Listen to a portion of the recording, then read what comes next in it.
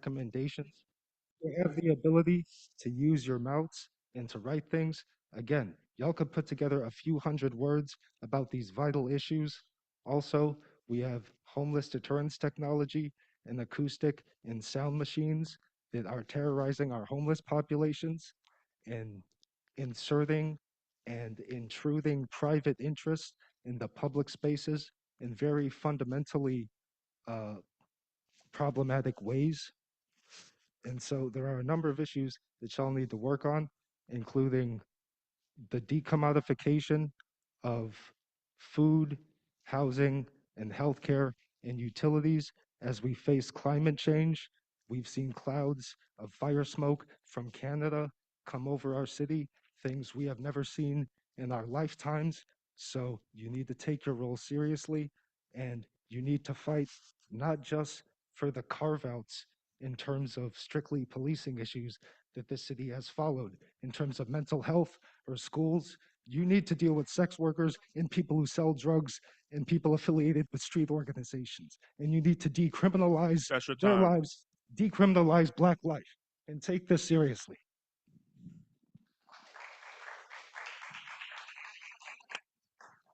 Good evening. I'm W. Robert Schultz III. That's WROBERT SCHULTZ III. I'm with the Active Transportation Alliance. We're here because pretextual traffic stops are an ineffectual crime fighting tool, and they do not add to public safety, traffic safety on the streets. So we support the CCPSA to hold a hearing on traffic stops. I tell the story that 20 years ago, when I was at Amnesty International, we did a report on racial profiling in major cities, including Chicago, and we called out the practice of pretextual traffic stops 20 years ago, and we're still fighting that battle now. It's time to end the practice of pretextual traffic stops. It's been documented how ineffective they are, and I can't wait another 20 years for a change in policy. Thank you.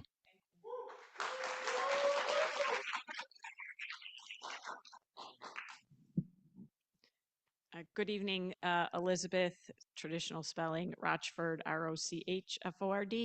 I'm a 17th district counselor, and this past Saturday, we had our district council meeting and had 13 people make public comment. 11 of the 13 people raised concern about the oath keeper who is working in the 17th district and all of the oath keepers who are currently employed by CPD. My community is pushing us to ask you to work with the superintendent to see what options there are for putting these people in desk duty or whatever you can do to relook at what the options are to not have oath keepers interacting with the community. So I would like you to consider that. I don't know how exactly that can get done, but it was what my community is asking of you. And then you heard me talk last month about the traffic stops, so just going to put in another plug. I'm hoping to that you will consider having a hearing. Thank you.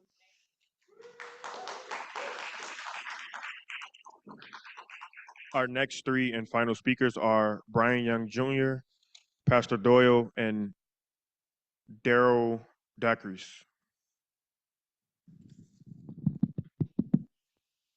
Hello, I'm Brian Young Jr., organizer at Community Renewal Society. We are an organization that brings together people of faith and congregations with the community and community leaders to fight for racial justice. We represent over 60 congregations in and out of Chicago. And I want to read to you the testimonies of our beloved communities that we were able to talk to and collect over 2,000 signatures to end pretextual stops. Hell yeah. I'm proof we need to do something, said a man of Latino descent from the 25th district as he pointed down to his ankle monitor. They pulled my son over last week, said a Black woman of the 10th district at this year's Juneteenth Fest. 96 times. pulled him over and shot him like an animal. This was a Black lady at the rally in the 11th district following the killing of Dexter Reed. These are the testimonies we've received from talking to our communities, testimonies that live with the Black and brown and working class people as we go about our day. At any time, an officer could pull us over, whether on bike, in our cars, listen to music, and without any reason as we walk down the streets, and, and our supposed crime is being Black or brown. We of the organizing and policy team at CRS are Black people and also members of our communities. Imagine the caps we have to wear following the killing of Dexter Reed. Now compare that to the cap that a parent or a loved one has to wear when you get that call that your loved one got pulled over by a police officer. And we can finish that sentence. We at CRS call on the CCPSA to hold a special hearing to end these racist and discriminatory traffic stops called pretextual stops. Because for Black and brown folks in all of our communities, Thank you. a That's your routine time. traffic stop by the police is an unwelcoming dance with the potential of death. Thank you.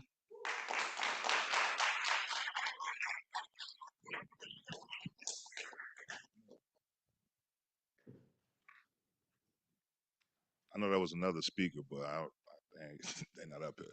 So I'm Darrell Dakers, District Council for the 20th District. I was on the nominated committee, meaning I helped get you all elected to your positions.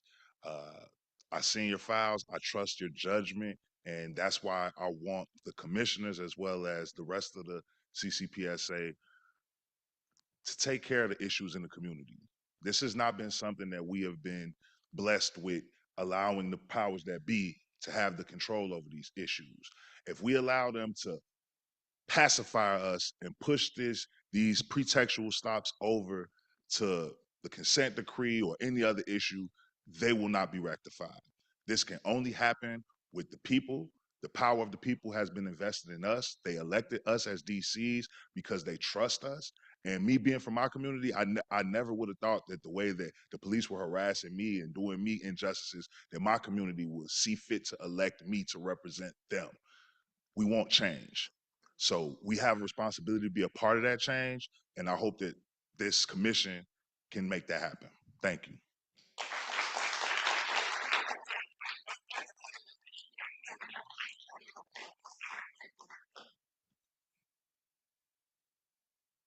Good evening. Doyle, Doyle Landry, Land, as in David, RY. And my comment is first general. Because of the excellent work of you all as a commission, again, for me as a former full-time journalist, for your own highlighting purposes, our National Association of Black Journalists Convention convenes this Wednesday, July 31st. If all of you all like to Google NABJ space Chicago, it should come up. Everything should be self-explanatory. It's an opportunity for you to educate journalists from around the country who will be here in Chicago starting, well, many of them are here now. But our convention starts Wednesday, and it's sincerest hope that you all take the opportunity to promote what is good. Now, with regard to President Driver, you were not present in June at the 22nd District Commission meeting where one of the commissioners happened to be present and happened to be clear about what her goals were or are as a commissioner. And I was very clear because both Commissioner Bilecki and Commissioner Parker are here tonight that I would be present tonight. So, in terms of accountability as well as balance, I'm speaking of Commissioner Wortham. And with 30 seconds left to go, I am intrigued, that's the word I'll use, that she's here because today is her birthday. So,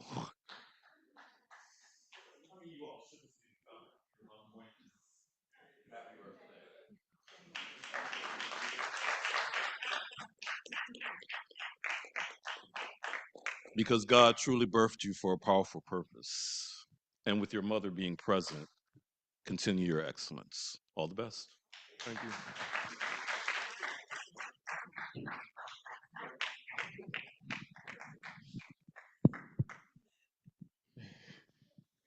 The next order of business is approval of minutes. Before today's meeting, draft minutes of the commission's meeting held June 27, 2024 were shared with all commissioners. Are there any corrections to the draft minutes that have been circulated?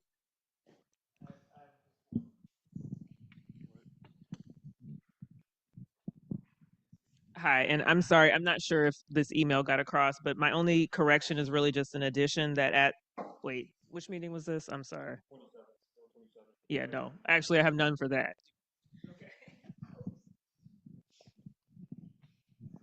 Are there any further corrections to the draft minutes? If there are no corrections, there a motion to approve the minutes of the commission's meeting held on June 27, 2024. So moved. Is there a second? It's been moved by Commissioner Terry and seconded by Commissioner Presley to approve the minutes of the commission's June 27, 2024 meeting. Is there any debate on the motion? Hearing none, we'll now move to a vote. Those in favor, please signify by saying aye. Aye. Are there any nays? The ayes have it, and the minutes are approved. Our next order of business will be new business. We will begin with motions to fill vacancies in district councils. Under state law, when there's a vacancy in an elected position in Chicago, the mayor has the power to fill the vacancy. But under city ordinance, when there is a vacancy for an elected district council position, the district council and the commission also play a role in filling that vacancy. Under Chicago Municipal Code, Section 2-80-070, when there is a vacancy in a district council, the existing members of the district council have 30 days to nominate 3 candidates for the vacancy to the commission. The commission then has a total of 60 days from the creation of the vacancy to select one of these candidates to recommend to the mayor for appointment to the district council. Then the mayor chooses someone to fill the vacancy. I will begin by discussing our recommendation to fill 2 district council vacancies, one on the 6th district council and one on the 24th district council. Pursuant to the law described, the remaining members of each of the 2 district councils held an application process and interviews for candidates to fill the vacancies. The remaining councils worked diligently to ensure wide promotion of the application, opportunity, and a careful process for reviewing qualified candidates. The commission thanks the remaining members of the district council 6 and 24 for their hard work in raising awareness about the vacancy and vetting candidates to join their respective councils to serve their districts. After completing their review of qualified applicants, the remaining councilors of each of the 2 councils voted in public meetings to nominate 3 candidates for their respective vacancies. The names then went to the commission for consideration. The commission reviewed the application materials for all 6 candidates, 3 for each vacancy. The commission has also conducted interviews of all candidates. Before proceeding to recommendations, the commission thanks all of the candidates for applying to serve on their local district councils. For those we did not select for recommendation, we hope you will stay involved with the work of the CCPSA. At this time, the commission is still in the process of reviewing the candidates for the 6th district council vacancy and is not prepared to recommend a name to the mayor. We will therefore postpone consideration of this item until our next public meeting. Now we shall move on to the vacancy on District Council 24. Is there a motion to recommend to the mayor a candidate to fill the vacancy of the 24th District Council? I move that the commission recommend that the mayor appoints Gregory Gross to fill the District Council 24 vacancy. Gregory Gross is a 24th district resident living in Edgewater. He has an extensive nonprofit leadership experience, having worked for organizations working to end homelessness for Chicago's youth and organizations addressing food insecurity. He is also an ordained minister and in 2020 received Child Care Advocate of the Year award from the United Voices for Children. Is there a second? Commissioner Terry has moved to recommend that the mayor appoint Gregory Gross to fill the vacancy on the 24th District Council, and Commissioner Presley has seconded. Is there any debate on the motion? Hearing none, we will now move to a vote. Those in favor of adopting the motion to recommend that the mayor appoint Gregory Gross to fill the vacancy on the 24th District Council, please signify by saying aye. Aye. Are there any nays? The ayes have it and the motion carries. Congratulations, Mr. Gross. We will send your name to the office of the mayor for Mayor Johnson to consider selecting an appointment to the 24th District Council vacancy.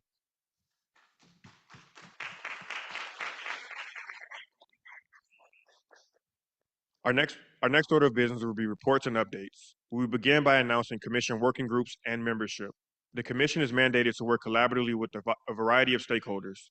To accomplish this in a manner that is compliant with the Illinois Open Meetings Act, we have broken up into groups of 2 commissioners who serve as the primary points of contact for the assigned subject matter. All commissioners contribute to the work that is done by the groups by providing feedback about the work being done to individual members of working groups and CCPSA staff. The commissioner working groups are as follows.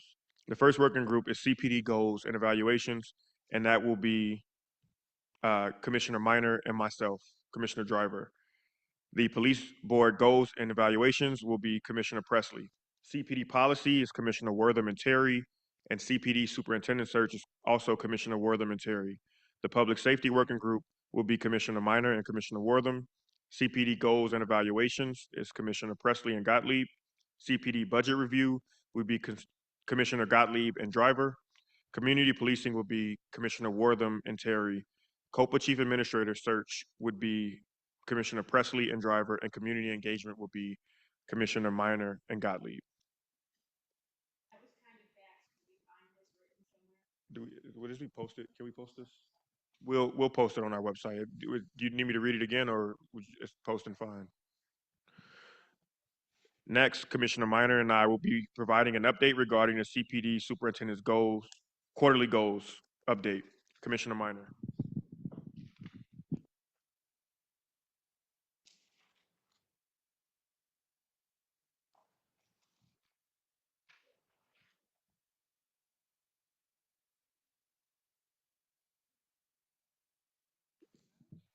Hello? Okay. There we go. CPD has submitted their report on their goal deliverable for quarter 2. The superintendent has 6 goals for 2024.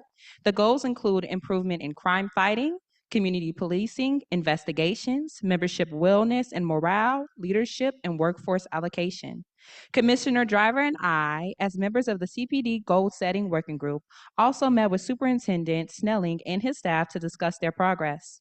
We plan to meet with them again to continue these discussions. In addition to speaking about progress towards goals, we had a robust discussion regarding how best to move forward on the issue of traffic stops, focusing on the commission's role and including the role of training. Some of the items to note from the quarter 2 report in the meetings are objective 1, crime fighting. CPD reported fewer stops in all districts but 7, 14, 20, 22, and 25 during quarter 1, and fewer stops in all districts but the 20th district in quarter 2 when compared to 2023. Objective number 2, community policing. CPD has enlisted the Civic Consulting Alliance to complete an assessment of its community policing strategy. CPD and CCPSA has been working to define communication and partnership expectations for commanders and district counselors. This has led to the development of a general order, which members of the policy working group will discuss later in this meeting.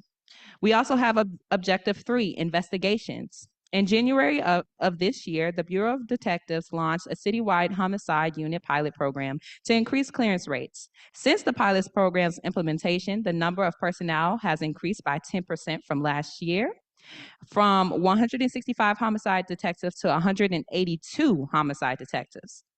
As of July 1st, 2024, the CPD's homicide clearance rate is also 60.44%. CPD is looking to hire a deputy director of prosecutorial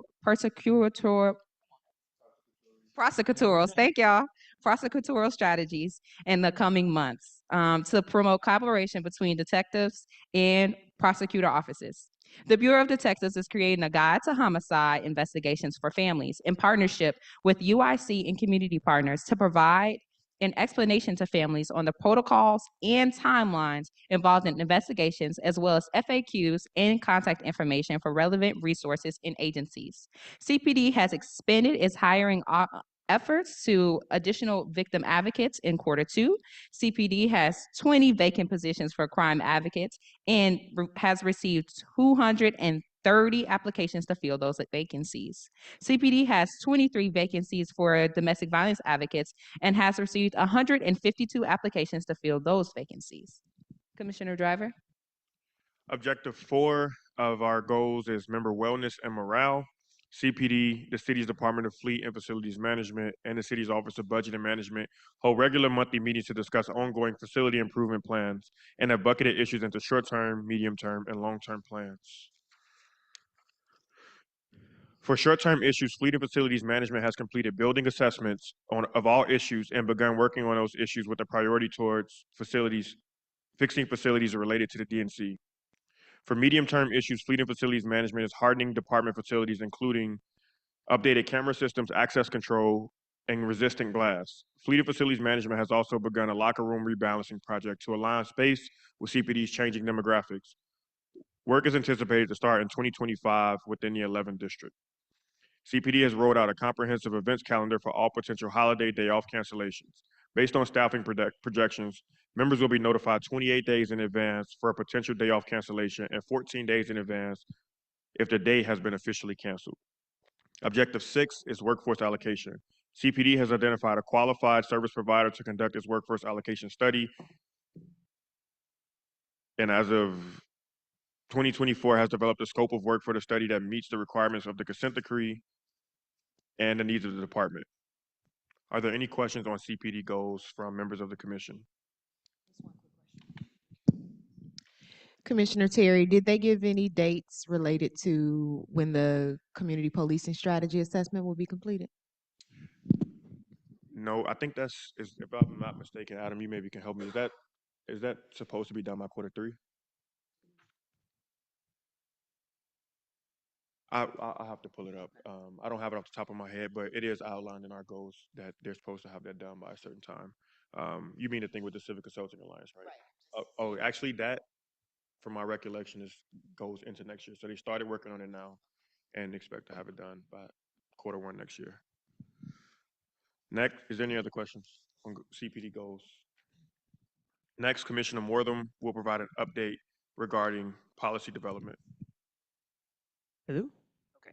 All right. In response to the Chicago Police Department goals set by the interim commissioners, the Chicago Police Department provided a draft general order, which is G01-11, which provides guidance to CPD members on the CCPSA ordinance and how CPD will interact with the commission and with district counselors. So the order also establishes the process for collaboration between CPD and the CCPSA and introduces a form for CPD to document, track, and transmit records requests from CCPSA.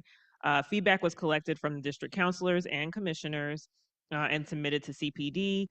We as new commissioners have now been briefed on the process of this order, and we will be meeting with CPD next week to discuss feedback from all parties in efforts to finalize.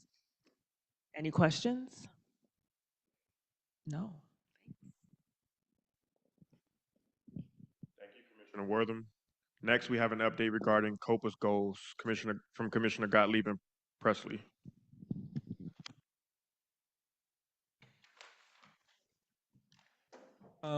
So thank you, Commissioner Driver. So the commission has received COPA's updates on the 2024 goals. We can report that COPA is making progress towards the completion of these goals. The COPA working group will be meeting with Chief Administrator Kirsten and her team tomorrow to discuss these. We would like to highlight a few of these deliverables that they're working on. So one of the deliverables relates to COPA's mediation program.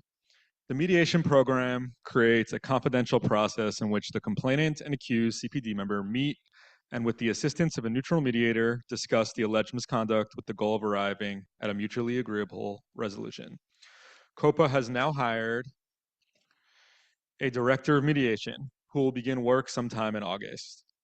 COPA has also drafted a revised mediation policy that included input from the community.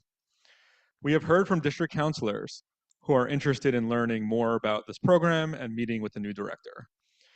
We will be discussing this with the chief administrator at our meeting tomorrow. COPA is also working in partnership with the National Alliance of Mental Health Awareness, also known as NAMI. When family members of people who were shot and killed by police view video of the shooting, mental health personnel from NAMI are now attending to provide support to family members. The same service is being offered to COPA's staff. This relates to COPA's goal of creating a trauma-informed approach when communicating with victims, impacted families, and members of CPD. Thank you. I would also remind commissioners, we got some comments online about making sure that one, the mic is on, and two, speaking into the microphone. While the audience might be able to hear us, sometimes it's hard for folks on the live stream to hear us. Are there any questions for Commissioner Gottlieb? I do have maybe one, maybe two questions. So the first question is, in terms of the mediation program, it's my understanding that as is there, when complaints come into COPA, some are closed for lack of merit, for lack of a better phrase. That's not the technical term. Is there going to be any change to that process with the mediation program? And then the related question is, how will cases be determined to be eligible for mediation? It's a great question, and that's something that I'm hoping to get more clarity on at the next meeting, and just as we continue to work on it. I'm not sure of it at this point. Okay, and then my, I guess, third question would be, your remarks indicate that COPA received input from the community as it relates to the revised mediation policy. Was there any input solicited from members of the Chicago Police Department? So, sorry, can you just repeat that one more time? Sure. In your comments, you indicate that COPA received input from the community as it relates to the revised mediation policy. Did COPA solicit input from any members of the Chicago Police Department regarding the revised mediation policy?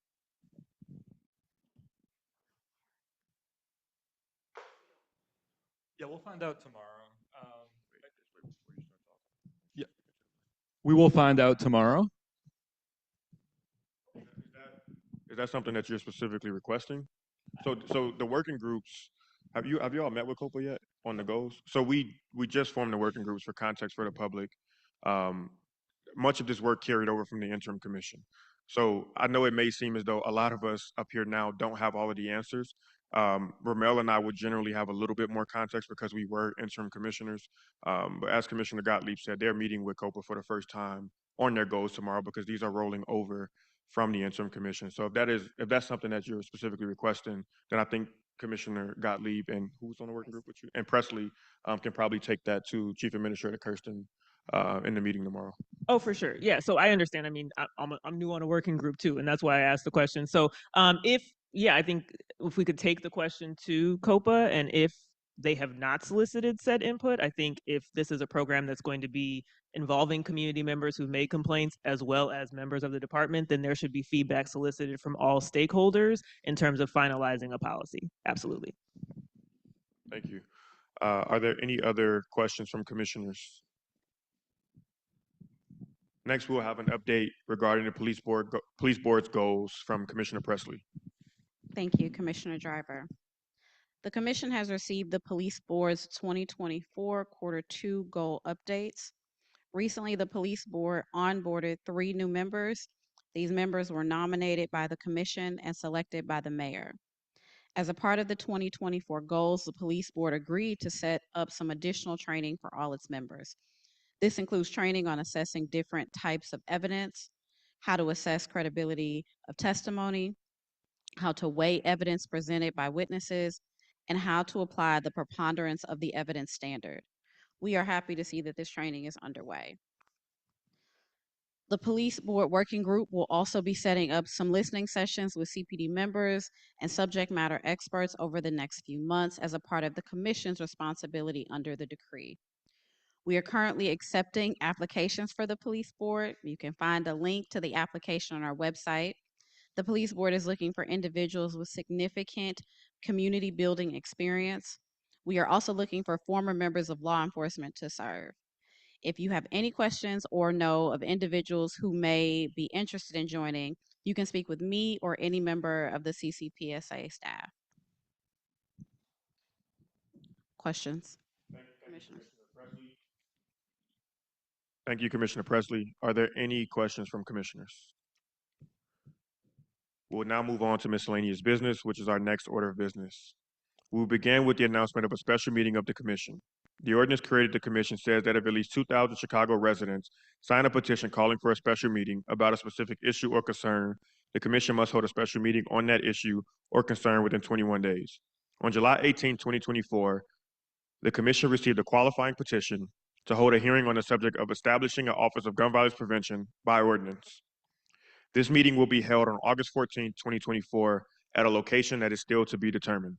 Details will be posted on the Commission's website as they become available.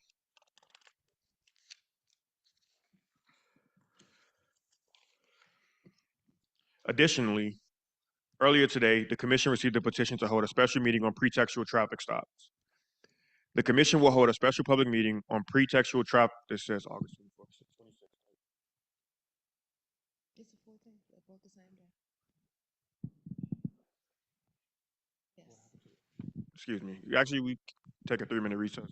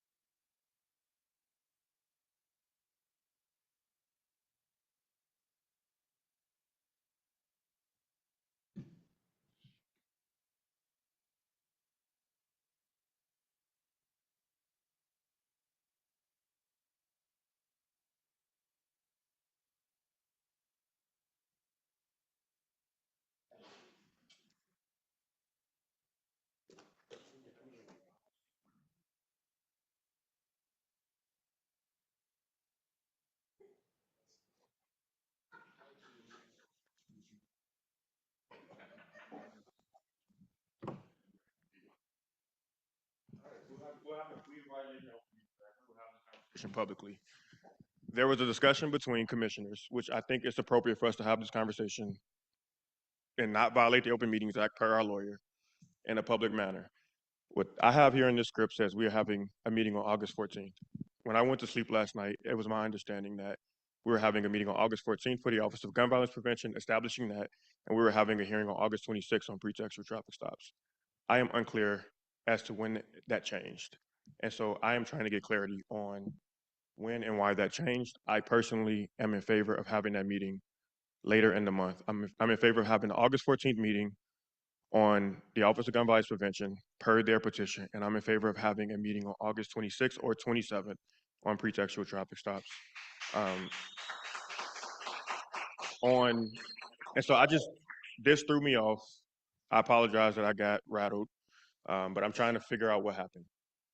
So can somebody help me understand what happened? I don't know what happened, but I wasn't aware of the 26th. So I only knew about having them both on the 14th.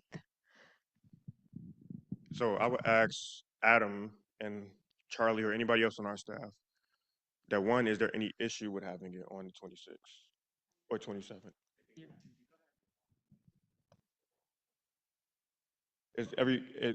I'm not here on the 26th. I'm out of town. What about the 27th? I can make that work. Can we agree on the 27th? Can people check their calendars on that date? It's good with you? Are we still on the date issue, or could I say something else? I hear you. Are we still on the date issue, or could I say something else? We're talking about a date. After that, I'll. Okay.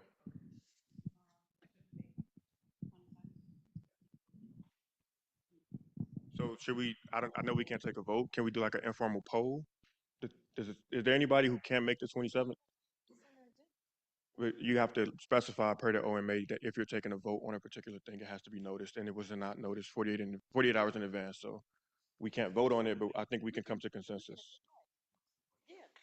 Okay, so the hearing on pretextual traffic stops will be held by the CCPSA on August 27th, and the location is to be determined. Okay, wait, can I have more to read. Okay, so what I have to say about that, just I am available that date, but having not seen these petitions, and again, we're not violating the Open Meetings Act, so I didn't see that email either. But my only note on that is I'm not in agreement to label it as a hearing on pretextual traffic stops. I've said this before. That is a legal, you're making a conclusion about a whole set of stops that's a really individual stop conclusion. So if we want to have an exploratory hearing on traffic stops, then we're able to do that. I have not seen the petition. So if the petitions are 2000 and actually accurately request that type of hearing, then that's fine. Other than that, that language is not appropriate.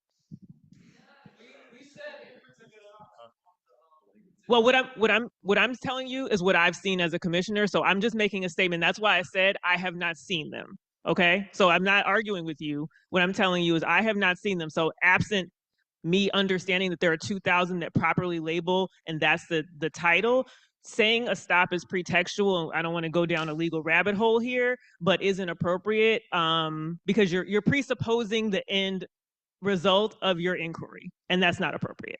That's all I'm saying. So if everybody can please maintain decorum in the meeting.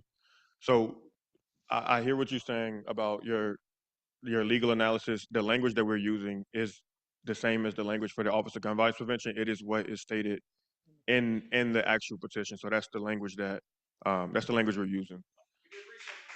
So I don't know if you want to respond. Yeah, I mean, in that case, and this we don't have to argue about it, but in that case, if the commission is saying you received 2,000 valid signatures, hold on, we're gonna have to. We're not gonna be yelling from the audience though. Listen. Most of you here, time out. Most of you here have asked us to have a hearing. We have agreed to do that. Can we please get through the rest of this meeting? Thank you. And it's fine. It speaks to your point about the timing and the commissioner driver. So that's fine. I haven't seen them, right? So I understand we're all working on an accelerated time period here, but I just would like my remarks noted for the minutes. Thank you. Thank you. As many of you know, go ahead. Did receive an email indicating that there were 2,000 stuff. There were 2,000 Not what the email said. As many of you know, but I guess before anybody else want to speak to this issue. All right. As many of you know, the independent monitor for the consent decree with the Chicago Police Department is recommending that the consent decree be expanded to cover CPD's traffic stop policy and practice. And the court that oversees the consent decree has had several hearings to hear from the public on this issue. The court has the authority to decide whether traffic stops should be included in the consent decree, and that decision will have a real impact on the commission. Under the ordinance creating the Community Commission, one of the commission's key powers is to make policy for the Chicago Police Department. It is a collaborative process, but at the end of the day, new or revised general orders for the police department need the support of the commission before they can go into effect. However, because the consent decree was created before the commission came into existence, the ordinance that created the commission says that CPD policies that are covered by the consent decree are outside of the commission's policymaking powers. So if traffic stops are incorporated into the consent decree, the commission will lose the authority it currently has to set policy that will govern traffic stops. Last month, on behalf of the full commission, I spoke at a hearing with the consent decree judge and said that if traffic stops get added to the consent decree, the commission should retain its power to set policy. That policy-making power should be carried out in collaboration with CPD, the independent monitoring team, and the Office of the Attorney General, just as the commission is now required by law to work on policy collaboratively with the police department. Since then, we have been working with people involved in the consent decree, the city law department, CPD, the independent monitoring team, and the Attorney General. We're working to reach an agreement about a collaborative process with clearly defined roles for each party, with a very significant role for the commission. So far, those conversations are going well, and we're hopeful that we are going to be able to come to an agreement that combines the commission's current role in policymaking with the policymaking process that is spelled out in the consent decree. We'll provide regular updates on that process at upcoming commission meetings. The commission's special meeting on traffic stops on August 27th will be very helpful as we prepare to be deeply involved in the work around traffic stops. At the beginning of the meeting, we'll have an extended public comment period, so people who want to make their voice heard can come and share their views. Then the majority of the meeting will be an opportunity to learn what other places around the country have done to address concerns about traffic stops. Over the last several years, a number of states, cities, and police departments have changed laws and policies that govern traffic stops. At the special meeting, we'll include experts who are deeply knowledgeable about what has happened in places that have made changes to these stop laws and policies. They'll talk about what changes were made, what were the measurable outcomes of those changes, and what lessons they have learned so far. Commissioners will be able to ask questions and engage in discussion with these experts.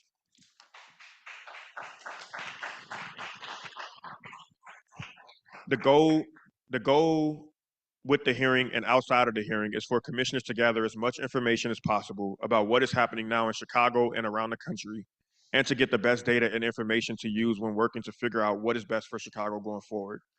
After the August meeting, you can expect that at every public meeting of the commission, we will include updates on the commission's work on traffic stops, and there will almost definitely be additional commission meetings that are devoted mostly or entirely to traffic stops. Are there any commissioners with questions or comments?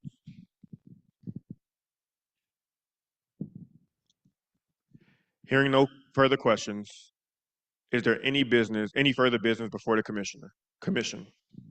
I have additional business. Go ahead.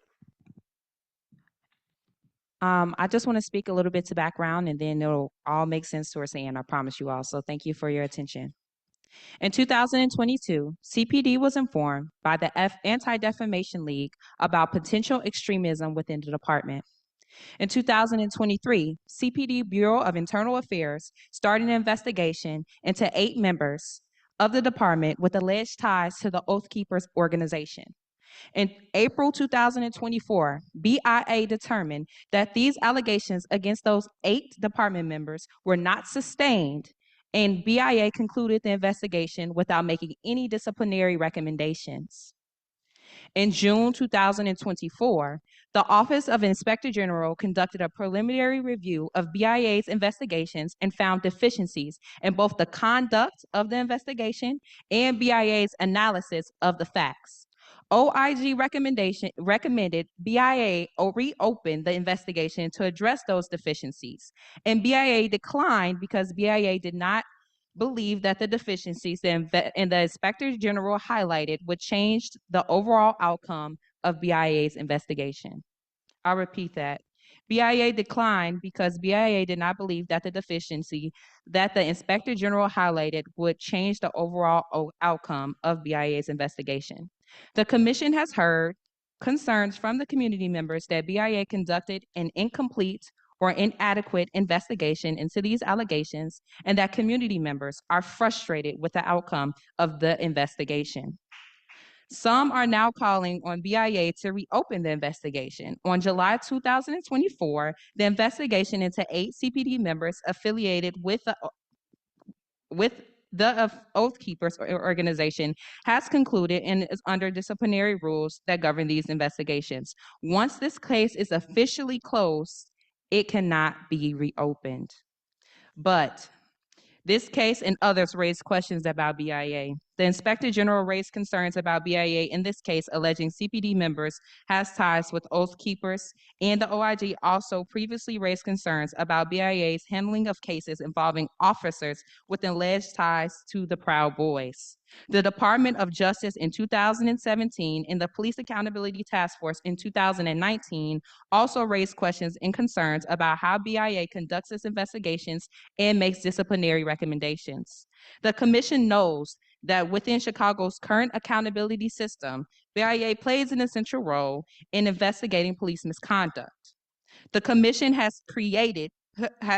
was created to increase police accountability and build trust to improve interactions between and among CPD and the people it serves. BIA must conduct fair and thorough investigation into allegations of misconduct.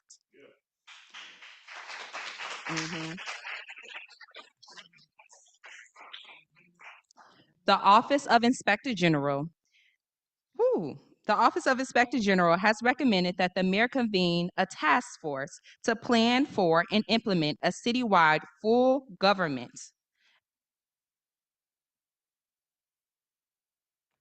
Excuse me, you all, I'm reading handwriting, and it's not mine.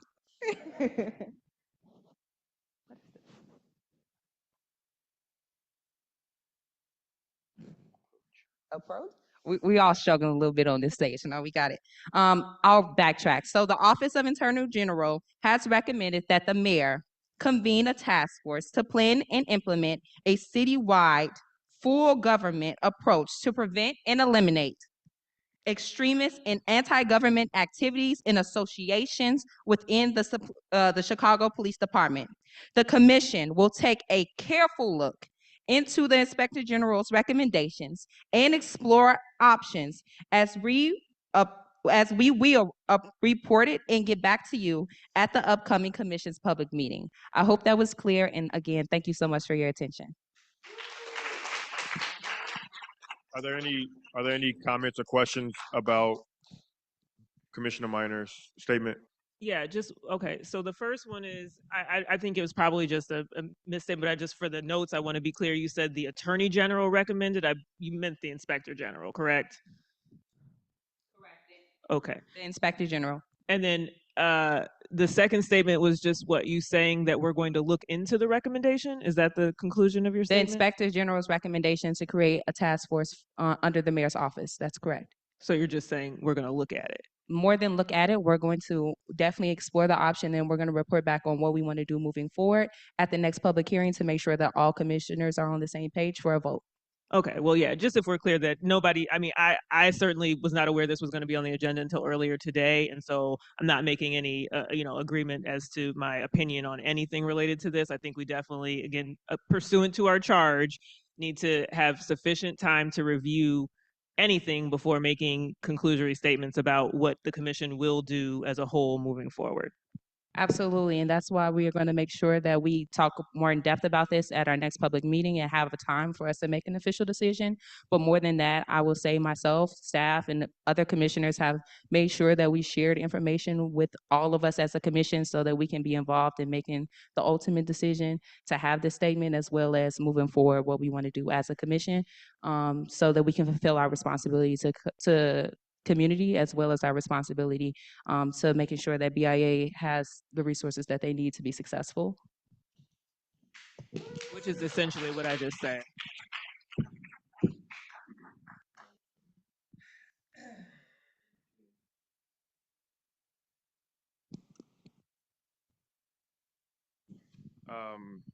Thank you, Commissioner Minor. If there is no further business before the commission, this meeting is now adjourned.